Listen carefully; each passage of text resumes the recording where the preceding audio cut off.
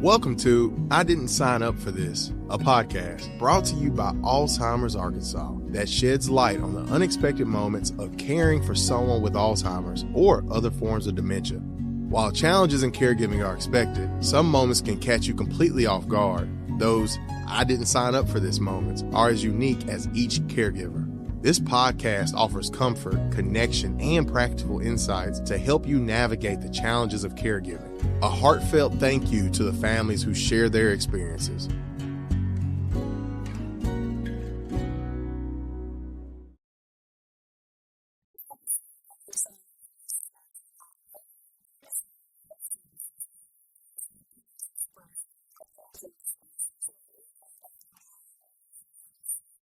Today I have with me Theba, a former caregiver, and we're going to talk about life after caregiving. Good morning, Theba. Good morning, Carolyn. Tell us how your caregiver journey began. Oh, it began with both of my parents seeing signs of forgetfulness, confusion, nothing crazy but alarming since I was so close to both of them. And then had them both diagnosed in 2017 when I moved my dad here, and they were both diagnosed with dementia. Mom had Alzheimer's and Dad had dementia Lewy body. So, and just for clarification, because I know you and we've had you here a few times, when you said move your dad here, you did not move them into the same home. No, they were divorced. He lived in Alton, Illinois, and I moved him close to me. He was getting fearful, and he admitted it. He was scared. And when I asked him, what do you want to do, Dad? Because he had family in Alton. He said, I want to be near you. And so I said, okay. And God worked out the details, and I had him here in about a month in an apartment near our home, so that I could go by and check on him. Again, I wasn't sure the level of his disease. I thought he had Parkinson's, so I was clueless. Were you clueless that you were stepping into caregiving as you brought your father here? Was it more thinking like, I'm going to help take care of help assist him? Or did you see yourself literally stepping in the caregiving role? I did and I didn't. I did, but had no idea the pressure. And I'm not going to say it's uncommon, because there are people taking care of two parents. I'm not sure if I've talked to anybody personally with two dementia diagnoses at the same time. However, I'll just to communicate that every caregiver journey is different. Mm-hmm. And yours was quite unique in a lot of ways. So when did you become a caregiver full time? My father died in 2019, and he had the finances to have care in his apartment. When I knew I was going to have to step in and be there more for Mom, I retired from where I worked in 2021 and became her full caregiver since then. And I know you're a woman of faith and prayer, but how difficult was it to step out of your life, basically your career, yourself, into a role of caregiving? It wasn't difficult. I really felt impressed upon by the Lord that was going to be the step. So I had no anxiety about that. I think the level of focus that I knew I was going to need in our relationship, because we were so close, I just knew that I was going to be her cheapest and most qualified caregiver. And that makes a lot of sense. So how many years did you caregive for her? 22, 23, and she died September 30th of 2024. So we are coming up on a year anniversary. I always don't know what to call that. I just call it anniversary of her passing. Anniversary of her passing. And how difficult has it been to step out of caregiving? Let's take a step back, because we're talking about life after caregiving. How difficult has it been to step out of caregiving? It's been a nightmare. I don't usually know what words to use, so I just choose. And when I say nightmare, I just did not realize how deeply how deep that loss was going to be. Meaning that I didn't see her daily, didn't love on her, didn't have giggles with her, didn't help her. So all of a sudden, not being a caregiver and having to focus on a silent house in me was very odd. So I realized that not only was I grieving the loss of my best friend, I was grieving the loss of my role. Not only as a daughter, but as a daughter who was caring for her mom. My mother was relying on me, and there was a lot of value to my spirit that way. It was like, she feels safe. She feels cared for. I'm her advocate.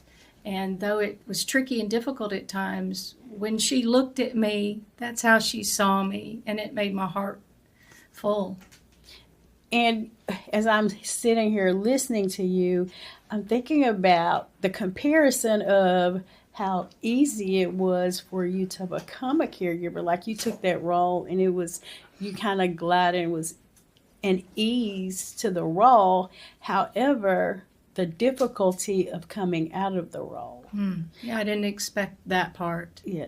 So, I'm being there with you a lot of the time.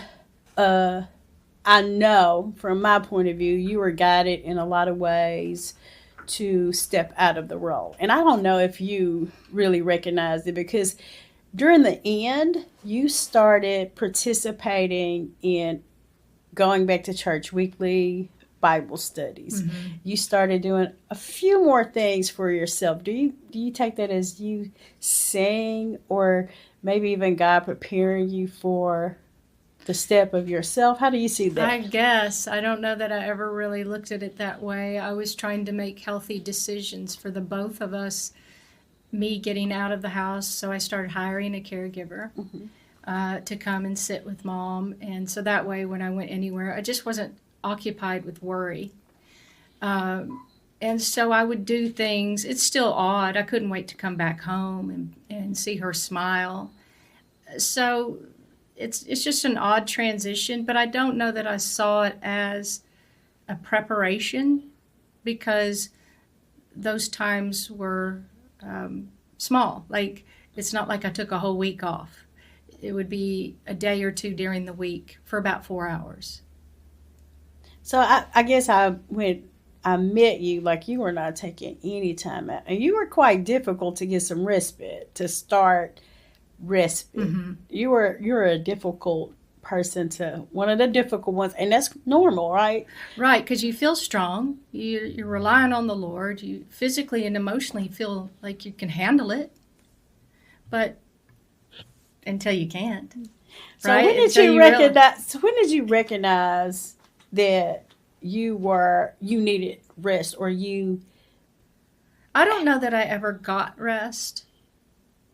And to be honest with you, I haven't rested until probably the last couple of months. My nervous system was shot. It's taken a while just to find some kind of balance, because I was so up the whole time, like doing. And at night, you don't sleep because you're worried, and if there's movement in the house, because she was becoming more frail, she would need help going to the potty at night, so I wasn't really sleeping. So I was always sleeping, but with my ear open to listening. So I really wasn't resting. And then when you're going through the grieving process of the loss, the loss of her, and then the loss of your role, and then your focus is like me, all of a sudden trying to figure out me, like, what am I going to do now? And at the same time, just dealing with all the different emotions that come with losing a beloved.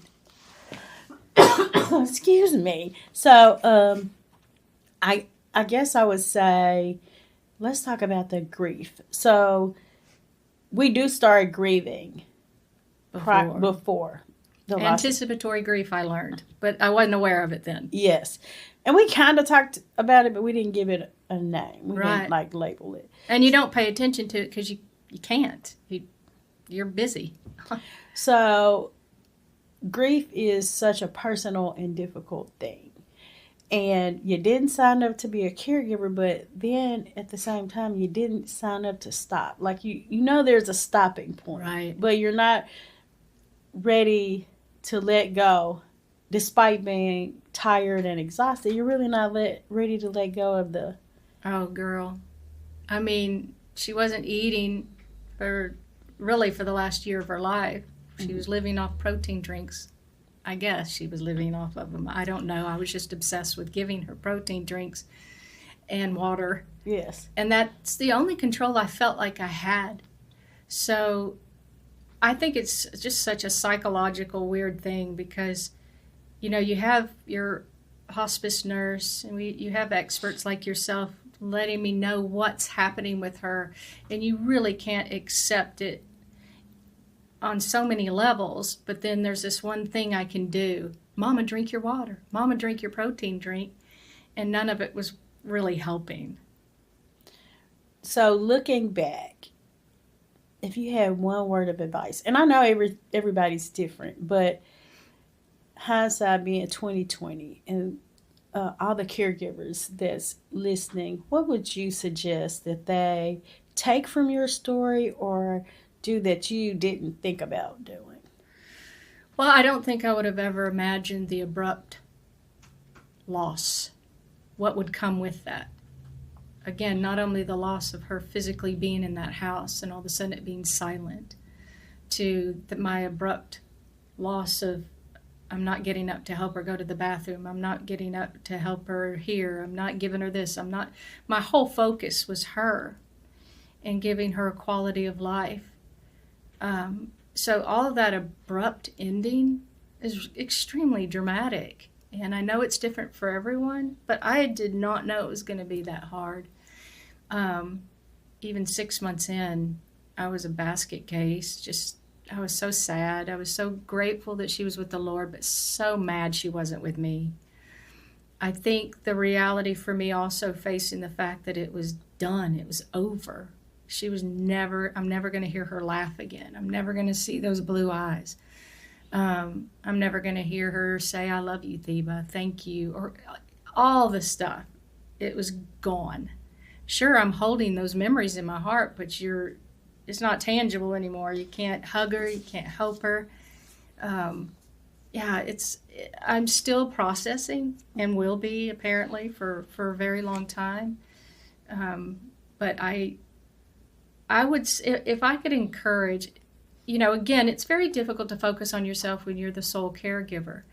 So I did some research. It was mostly about Alzheimer's. Yes. What's happening next and what's going to happen now. And I see these physical changes in her. So I felt empowered that I could Google stuff. But I wasn't focused on anticipatory grief. I wasn't focused on my own emotions.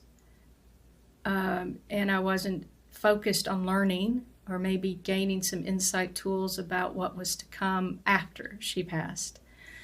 So I did step into every way in which way I could to educate myself after the loss.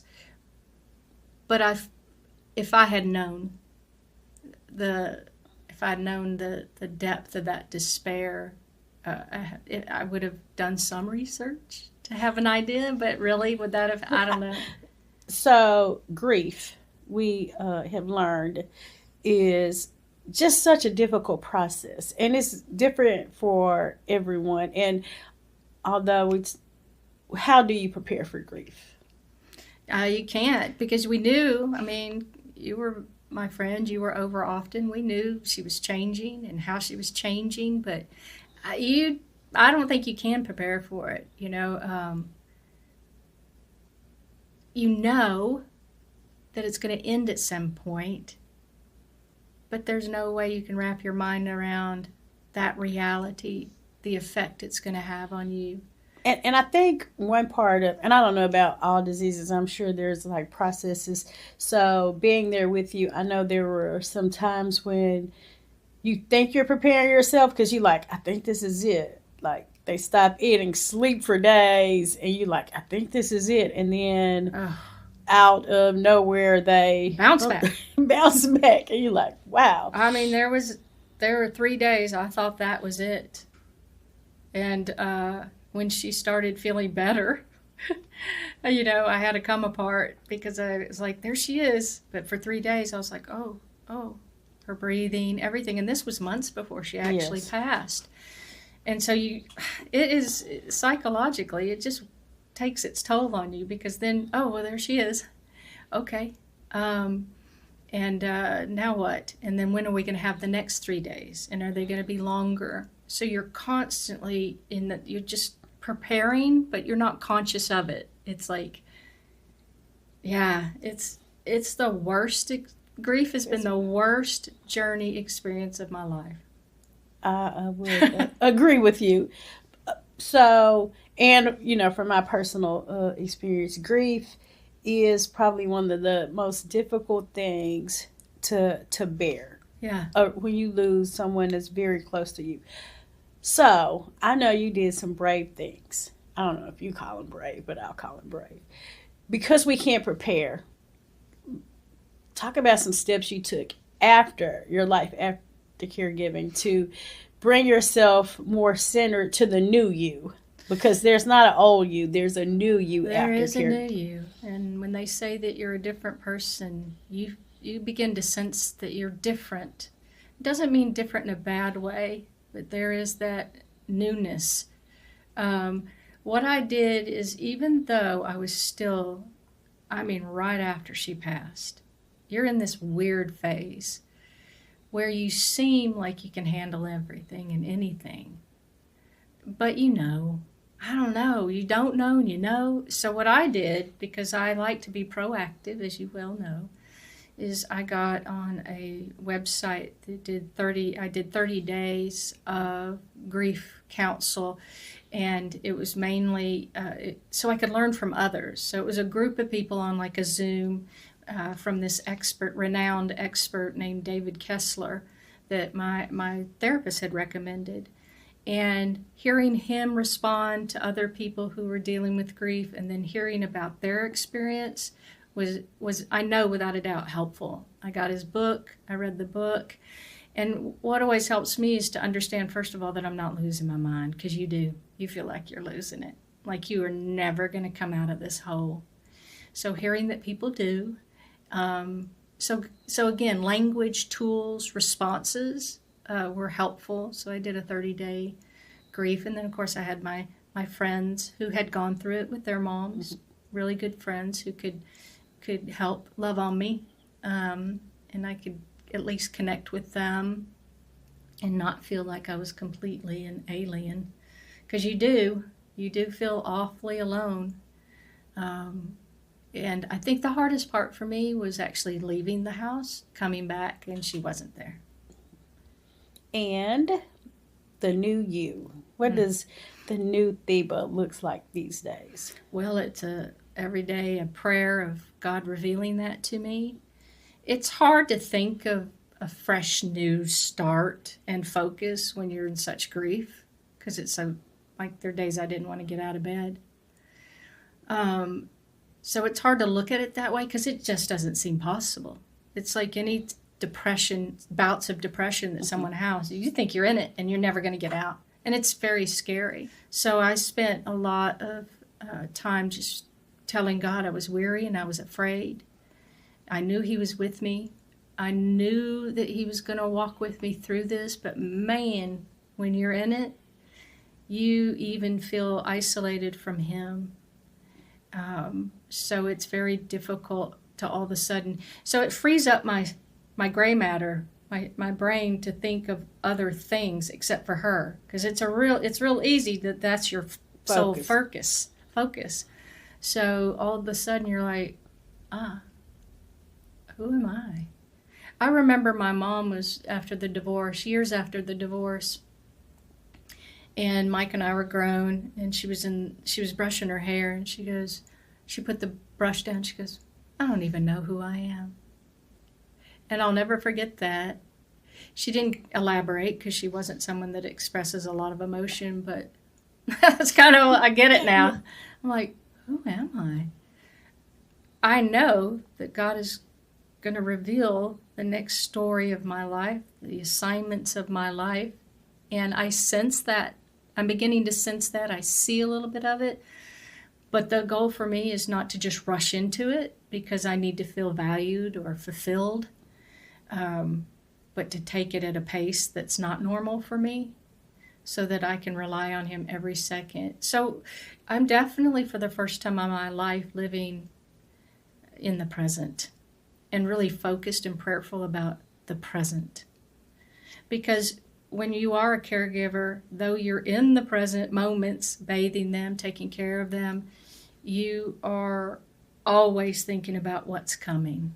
So you jump ahead a lot in your thoughts of assumptions and worries and what's going to happen if this happens, and so you're not so much in the present as you would like to be. So now I'm here. I am my cat. Well, my cat's pretty self-sufficient. Yes. So now my focus is on me. Okay, that's strange and different. But with his guidance, I can begin to see what he's planning.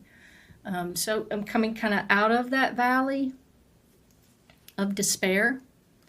And I know there'll be moments. I mean, there are moments in the house when I'm like, oh, Mama, because I realize she's not there. But yeah, it's different for everyone I know, but there's some similarities to the actual grieving process that are important that people know. You're not alone in your thinking. And I think that's important. So 2 things I think we have gleaned from your experience today is when the journey is done as a caregiver does not mean that it is a ease out of caregiving. Right. Like there's not like it's done and now I can move forward. There's a space to that grieving is going to happen. That's different and difficult. And that you are no longer that important role that you have put your all into for some people years, months.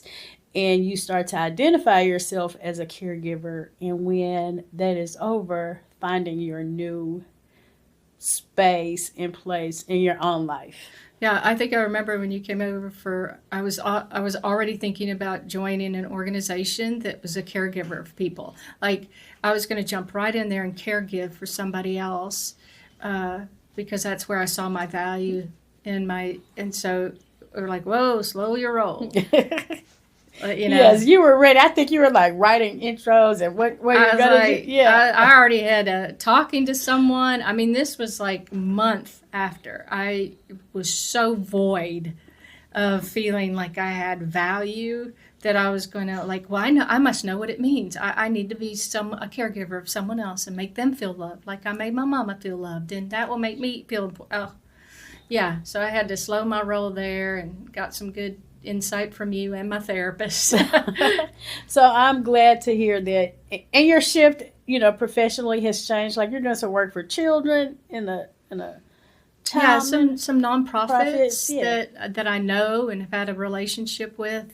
Creatively, I've been trying. Definitely, it's been a help because I can be creative the way I've always been, working in marketing TV for 25 years.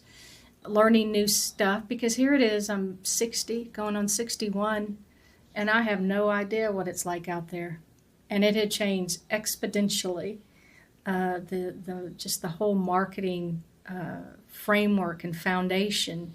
And so I decided to just dig in and start learning what's going on with AI and the creative element. You inspire me so much when you show me all your and I had to do it for somebody. Yeah, but I picked a few nonprofits to do it for. You don't know how inspiring that is. Just to other people, me, I'll talk about me, to see you go after your creativity. I'm like, I don't know how old you are, but you just told me 60 years old, not to be afraid of AI, new creative ventures, new marketing. It's amazing. So I want you to know you're an amazing lady, person, woman, and I hate to call people former caregivers because you always have that spirit, but just being who you are and moving out of that role as a caregiver into the role of Theba. Right. I know my identity is in Christ. I'm his child. But what am I to do next here on earth? So I'm not married and I don't have children. So it's like, I'm not going to take on about 10 cats. I have one cat. So being able to extend my creativity and my love and my passion for helping others and waiting for God to show me what that looks like has been a real mystery, a real journey. But I have faith in him because he has shown his faith in me all my life. I want to thank you for sharing your after your caregiving journey story. We'll stay in touch and keep up the good work, Theba. Thank you, Carolyn. You're welcome. I Didn't Sign Up for This is brought to you by Alzheimer's Arkansas, an independent nonprofit organization that supports families in Arkansas caring for their loved ones with Alzheimer's, other forms of dementia, and chronic illnesses. For resources, support, and community, visit alzark.org and follow us on Facebook and Instagram. Thanks for listening, and we'll see you next time on I Didn't Sign Up for This.